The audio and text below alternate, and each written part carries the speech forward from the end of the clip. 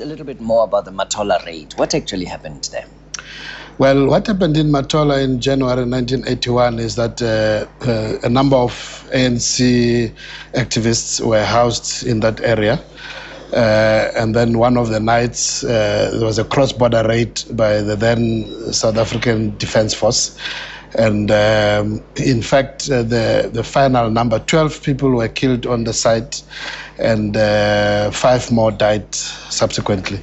So all in all, a total of 17 South Africans and 1 Mozambican was actually a Portuguese national who was also killed during the raid. And the remains, where are they? Are they in MATOLA or have they been repatriated to South Africa? The cadres who were killed were buried in Mozambique. Okay. South African delegation, both ANC delegation led by then President Oliver Tambo. Yes. And also I know because some of the cadres were from Natal where I was a student.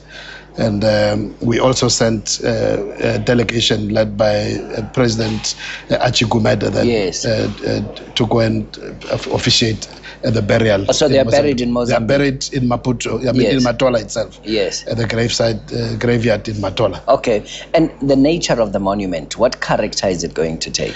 Well, the monument, there are 2 sides. The first phase, it's a monument, yes, which is to encapsulate, the site, the houses, yes, which were attacked, where the cadres were living. 3 houses which were raided, and the names of all those cadres will be engraved on the monument site. Okay. But together with that, there's also what you call an interpretive center. Yes. Which will be a much more interactive center where you'll have audiovisual and other material, which will talk more about the individual cadres, the collective, what they were doing there, yes, the South African struggle for freedom, so that people would not only look at the monument itself, yes, and know that this is what happened.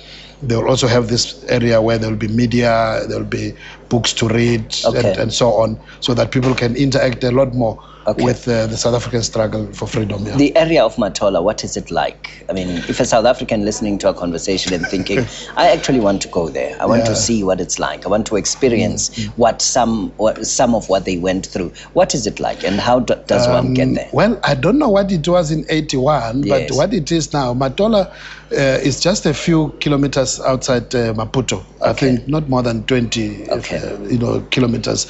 It's almost like a suburb, although it's got its own municipality, it's got its own mayor. Yes. So it's actually one of the economically growing areas of Mozambique, because Maputo is a little bit more congested. So business is growing more in MATOLA. It's a small sort of a town. Yeah. I mean, if you're looking at Johannesburg, it will be like your Randburg kind of, just an extension of the main city, of the main city, yes. Okay. So it's a very growing area. Yeah. And there's lots of promise there. There's a lot of promise in the area. So we expect that it's going to add into the economy. Yeah. The monument and the interpretive center, as visitors will be going there to learn more about South African struggle. Okay. It will add to the economy of MATOLA itself. And then the monument to John DUBE, if you talk about that briefly. What is happening tomorrow? Yes. We are unveiling the tombstone of John Langalibalele DUBE at Ohlange, yes, where he was buried together with his wife. The wife was also buried there, and 2 of his sons, and also 2 grandchildren were also buried there. This is the original burial site. So over time, it became a little bit run down. So as part of the commemoration of, the heroes of our struggle in this heritage year, we've been involved in upgrading the gravesite, rehabilitating, putting a tombstone. But we also will be putting up also an interpretive center.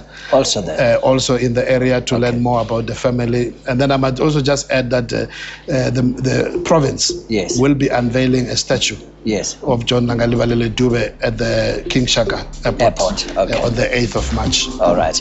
Dr. Joe Phaahla is Deputy Minister, Arts and Culture, talking about some of the work that's being done to remember icons of the struggle and some key events in the build-up to the liberation of South Africa in 1994. Morning Live on SABC2 continues after this. Stay with us.